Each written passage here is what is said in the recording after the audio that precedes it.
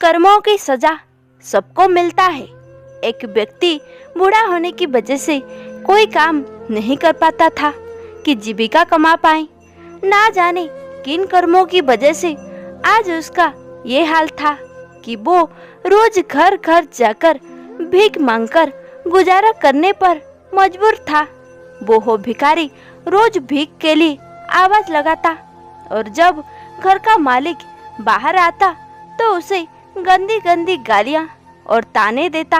वो बोलता, मर जाओ, काम क्यों नहीं करते, जीवन भर भीख मांगते रहोगे, हमेशा क्या यहाँ पैसों का पेड़ लगा रखा है या खैरात बांट रही जो रोज मुंह उठाए चले आते हो।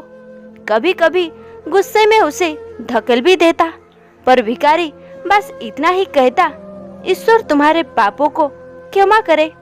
एक दिन सेठ बड़े गुस्से में था, शायद व्यापार में घाटा हुआ था। वो भिखारी उसी वक्त भीख मांगने आ गया। सेठ ने आप देखा ना ताब सीधा उसे पत्थर दे मारा। भिखारी के सर से खून बहने लगा। फिर भी उसने सेठ से कहा, ईश्वर तुम्हारे पापों को क्षमा करे, और वहां से जाने लगा। सेठ का थोड़ा गुस्सा कम हुआ तो वो सोचने लगा, मैंने उसे पत्थर से भी मारा पर उसने बस दुआ दी। इसके पीछे क्या रहस्य है? जरूर इसकी लाइफ में कुछ तो घटना हुई है, जानना पड़ेगा। इतना सोच सेठ भिखारी के पीछे पीछे चलने लगा। भिखारी जहाँ भी जाता सेठ उसके पीछे जाता। कहीं कोई उस भिखारी को कोई भीख देता तो कोई उसे मारता। अब अंधेरा हो चला था। भिखारी जैसे ही अपने घर लौटा, एक टूटी फूटी खाट पे एक बुढ़िया सोई थी जो भिखारी की पत्नी थी। जैसे ही उसने अपने पति को देखा, उठ खड़ी हुई और भीख का कटोरा देखने लगी। भीख के कटोरे में मात्र एक आधी बासी रोटी थी। उसे देखते ही बुढ़िया बोली, बस इतना ही और कुछ नहीं, और ये आपका सर कहाँ फट गया? भिखारी बोला, हाँ बस इतना ही, किसी ने कुछ नहीं दिया, सबने गालियां दी, पत्थर मारे, इसलिए ये सर फूट गया। भिखारी ने फिर कहा, सब अपने ही पापों का परिणाम है। याद है ना तुम्हें, कुछ वर्षों पहले हम कितने रईसा हुआ करते थे, क्या नहीं था हमारे पास, पर हमने कभी दान नहीं किया। याद है तुम्हें वो अंधा भिखारी? बुढ़िया की आंखों में आंसू आ गए और उसने कहा, हाँ, कैसे हम उस अंधे भिखारी का मजाक उड़ाते थे, कैसे उसे रोटियां की जगह खाली कागज रख देते थे, कैसे हम उसे जलील करते थे, कैसे हम उसे कभी कभी मार और धकेल देते थे।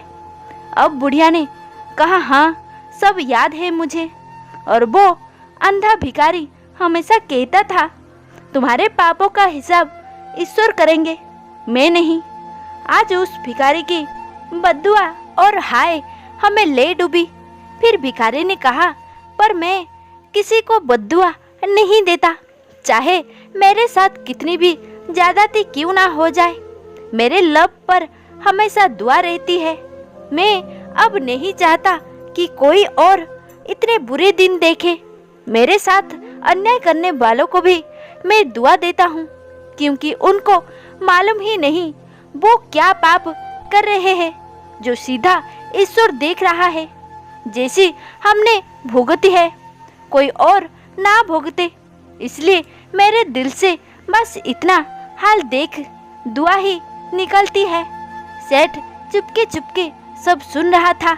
उसे अब सारी बात समझ आ गई थी। बूढ़े बुढ़िया ने आधी रोटी को दोनों मिलकर खाया और प्रभु की महिमा है बोलकर सो गई। अगले दिन वहाँ भिखारी भीख मांगने सेठ कर यहाँ गया। सेठ ने पहले से ही रोटियां निकाल के रखी थी।